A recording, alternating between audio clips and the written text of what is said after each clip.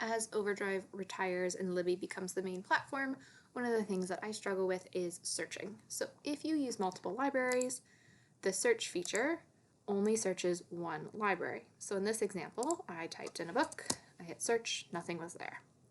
That's okay. I have another library card, I can click here, click to another library card, type out what I'm looking for,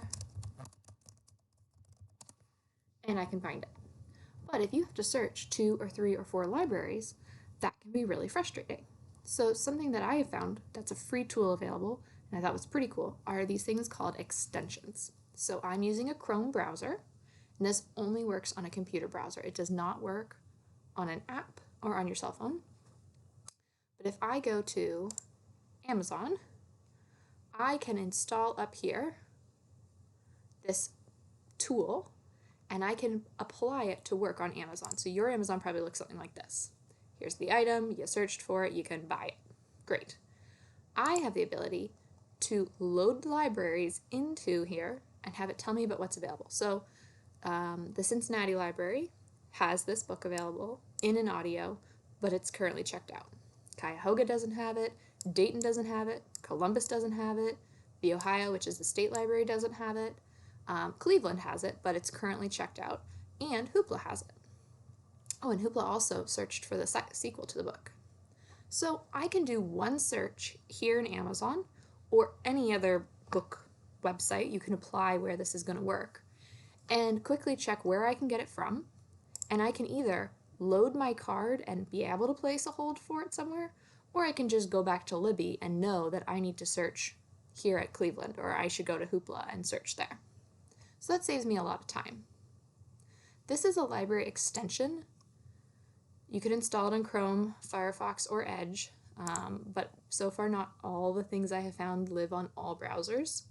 This is the Chrome Web Store. Literally, if you Google library extension, it pops up. It tells you the privacy practices, review, support, and I've had it not work and clicked for some support, and it immediately gave me an answer, so I was pretty glad about that.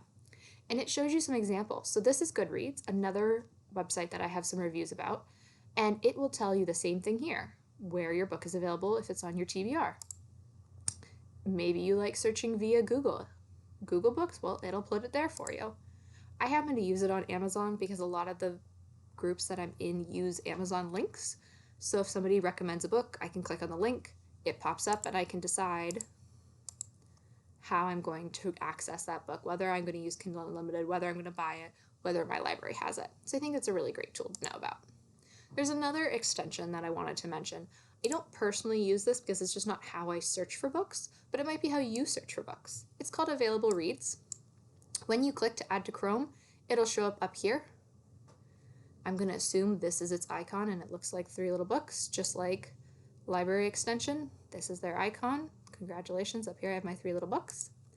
Available Reads interfaces with Goodreads. And in Goodreads, obviously this is the book I'm reading right now, or listening to, depending if you have a strong preference about word choice there.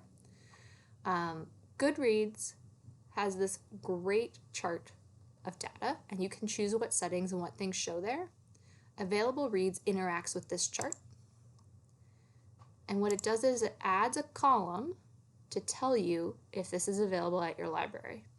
So you can easily look at your TBR, your to be read, the books you want to read, and find out if it's on Kindle Unlimited, if it's available on your Libby, if it's at your library, and if it's available right now. So for a lot of people who have an overwhelming number of books they want to read, this can help drive which book you're going to read now based on its availability. And again, this pulls library data from places like Libby by your specific library. All of these are free. They download into your browser depending on what browsers they work on, and then you can choose for them to work all the time, only when you turn them on certain websites. Like I have mine set to work on Barnes & Noble and Amazon, but you could set it to whatever website or retailers you usually use. So I think that's a really cool way, since Libby doesn't currently search all its libraries at once, to kind of hack around that.